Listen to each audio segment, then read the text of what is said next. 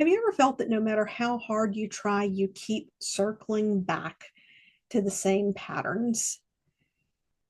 This is something so many people experience.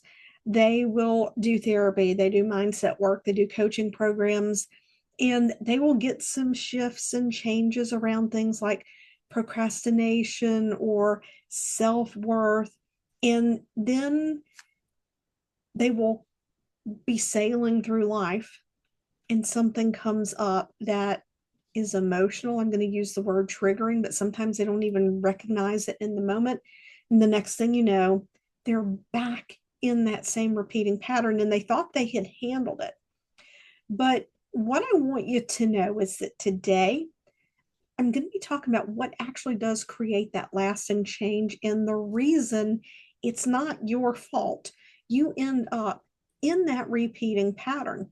And it's not your efforts, it's not the mindset, it's not the motivation, it's not the habits, it's the wiring of your subconscious identity. Hey, everybody, it is Penny, and I really want to dive a little bit into identity today. You can kind of think of this as a 100,000-foot view of understanding the identity from the hypnotist perspective. This is something we go really deep into in the hypnosis certification training. But I want you to understand why you keep ending up in these repeating patterns. When you catch yourself in this repeating pattern and you feel like giving up, you feel like there's something wrong with you, that you're just not getting it, that it's not your fault.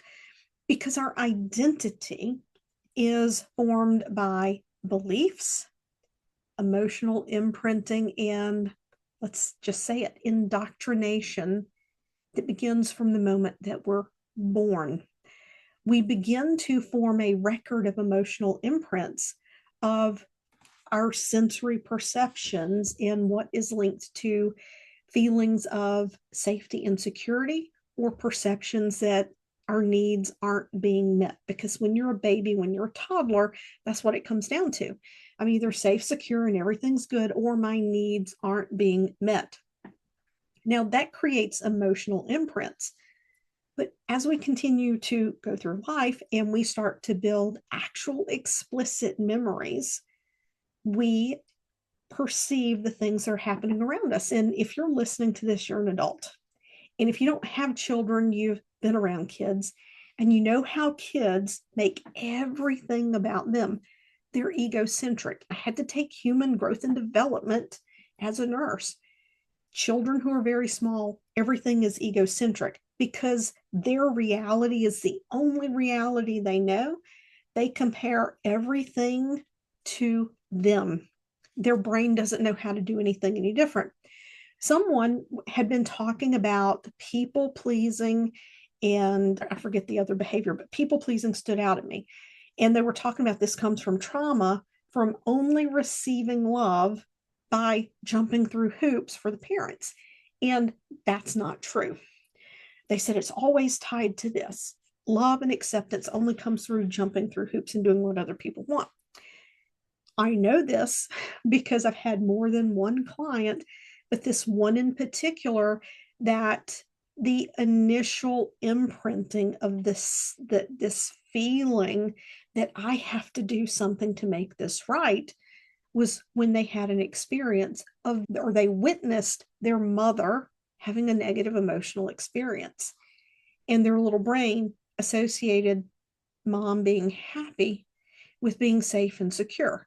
So the moment that they witness that mom is not happy, there's something intensely emotional going on, what it does is that triggers the fear centers of the brain to have this sense of, oh my God, my needs may not be met if something happens and mom can't take care of them. That led to this individual becoming a people pleaser and a fixer, because there was this strong desire. I need to do what I have to do to make mom happy so that I know my needs get met, that I have food, that I'm taken care of, that mom is still here. So in an instant, we can have an incorrect perception. And people will say to me, oh my God, the things that I've said to my child, the this, the that. And I'm like, you know what? The majority of the time when I do this root cause work, with clients, most of these misperceptions have nothing to do with what a parent said or did. It's simple, pure misperception. But we can take on this imprint that I have to fix it. I have to do whatever I have to do to make sure mommy's happy, because I know if mommy's happy, I'm going to be taken care of. That carried over through this individual's entire life. Their career, their marriage was built on this fixer and people pleaser energy. So they came to me because they were having physical symptoms. They were having physical symptoms that they actually had to take a time off from work to address these things. So when you're doing mindset and affirmations and maybe hypnosis audios, when that's not getting to the root of it, you're not lazy. You're not doing it wrong. Your brain is loyal to this outdated identity because it built it on the foundation of what it thought it needed to do to keep you safe and secure. And your safety and security is going to outweigh what you want every single day. Your brain will always choose what's safe and secure over what you want, unless you go in and you correct the underlying pattern. Affirmations can influence the subconscious mind, especially if we say them out loud or we're listening to them. They will cause subconscious wiring of new habits of thinking, new habits of thought. They will not rewire these deeply held beliefs that are tied to safety and security until your brain knows that it's safe to make that change. These behaviors are emotion driven. So it's about emotional permission to experience the yucky feelings that are underneath the surface, if there are some there, to know that it's okay to have bad feelings sometime, that it's okay to be someone new, that it is safe to be someone new. And a lot of people will say that hypnosis is theta state or hypnosis is alpha.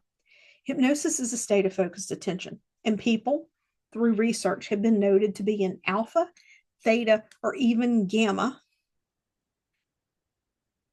when they're in a hypnotic state. When the brain is in theta oscillations, the hippocampus for memory, retrieval, and recall is activated and the emotional centers are activated. So what does that mean? That means that the mind can go through what is cataloged there and it can actually pull up and shift the belief. We as hypnotists can facilitate a client going into a state where they can reshape their own identity.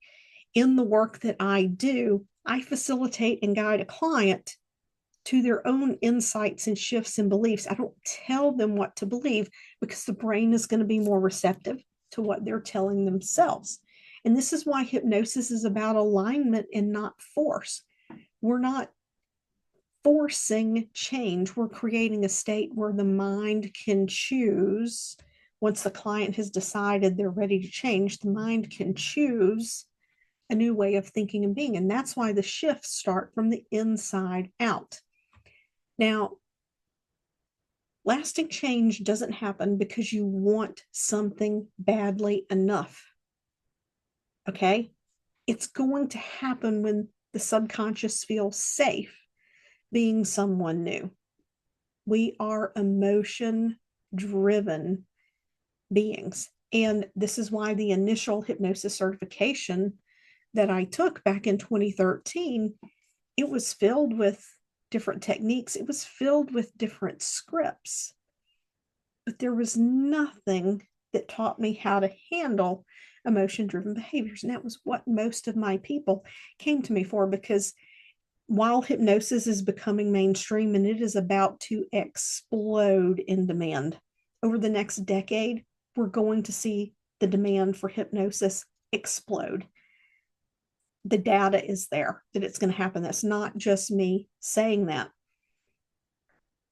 But people typically seek out a hypnotist when they've tried everything else and everything else has failed. The people that it tends to be their first choice, they've experienced hypnosis for something else in the past, or they're really close to someone who has. But we're getting a lot of the misperceptions around hypnosis. If you're someone, if it resonates with you to help others create deep ethical change, you already know. You already know that this pathway is open for you. And at Elite Hypno Pro, we're combining neuroscience with a systematic process, with learning how to think like a hypnotist to get deep transformational change, to spot these patterns without being a therapist, because we're not doing therapy here. I'm not going to teach you CBT because that's not in the scope of a hypnotist or a hypnotherapist. I'm not going to teach EMDR because that's not in the scope of a hypnotist or a hypnotherapist. You can get deep change without those things and without stepping outside the lanes of what is legal practice for hypnotists and hypnotherapists. I'll put the link in the show notes if you want to check out the details and apply. I'll see you next week.